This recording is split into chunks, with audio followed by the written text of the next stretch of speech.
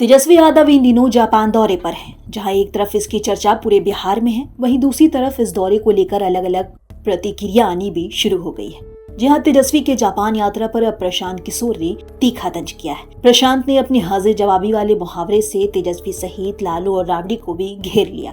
Tejashwi ji Japan जाएं या Antarctica चले जाएं, उनकी जो अपनी समझ है, अगर बिहार के लिए जापान से लाकर कुछ करा पाए तो बहुत अच्छी बात है। लेकिन उनके माँ और बाबूजी यहाँ 15 साल शासन में रहे, तब तो ना कोई जापान से आया ना जर्मनी से आया। अब अगर वो प्रयास कर रहे हैं तो मैं उसका समर्थन कर रहा हूँ। जापान जाए या अंटार्कटिका, आने वाले महीने में सब दिख जाएगा कि गरीब जनता के टैक्स के पैसों का मिट्टी पलीद हुआ या आटा गीला। प्रशांत किशोर की इन बयानों से साफ जाहिर होता है कि प्रशांत किशोर बिहार की जनता को कहीं न कहीं आगाह कर रहे हैं कि निश्चित रहिए, बिहार में लालू परिवार के रहते बिहार में कुछ बदलने वाला नहीं है। जापान आप घूमने गए हैं, आकि जापान से कुछ बिहार के लिए लाने गए हैं, वो तो जब वो जापान से लौटेंगे और आने वाले महीनों में ही दिखेगा कि उनके जापान जाने से बिहार का कुछ फायदा हुआ कि इस गरीब जनता के टैक्स का पैसा का और मिट्टी पलीद हुआ और आटा गीला हुआ।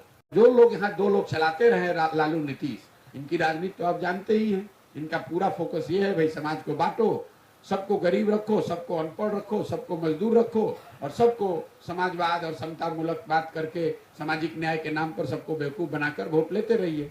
बता दें, प्रशांत किशोर सिर्फ तेजस्वी के जापान यात्रा तक ही सीमित नहीं रहे, बल्कि उन्होंने लालू यादव के शासनकाल की भी जमकर आलोचना की।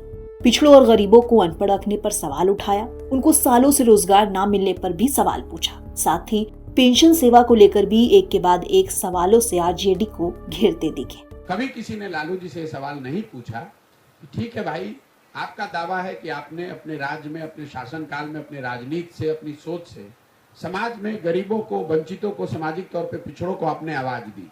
लेकिन लालू जी ने जिन वर्गों को आवाज दी, उनको शिक्षा क्यों नहीं दी, उनको रोजगार क्यों नहीं दिया, उनको जमीन क्यों नहीं दिया? कभी आपने ये पूछा?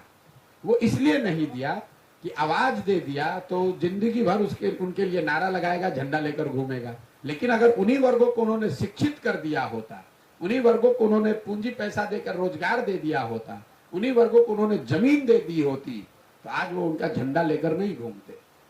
तो यही राजनीति है यहाँ पर, जिसके तहत पूरे बिहार को अनपढ़ और मजदूर बना दिया गया, ताकि आपको अगर 400 रुपया पेंशन भी मिल रहा है तो आपके लिए नेता माई बाप है। आज के इस जमाने में 400 रुपया पेंशन पाने वाले लोग वोट कर रहे हैं कि भैया सरकार 400 रुपये दे रही है। ये पहली बार नहीं कि प्रशांत किशोर ने लालू परिवार को लेकर तीखी टिप्पणी की हो। इससे पहले भी प्रशांत बिहार की गठबंधन सरकार पर हमेशा गरजते रहे हैं।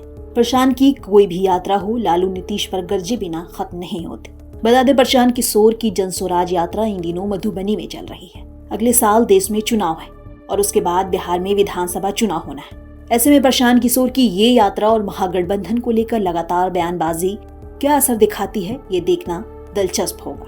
ब्यूरो रिपोर्ट, बिहार तक।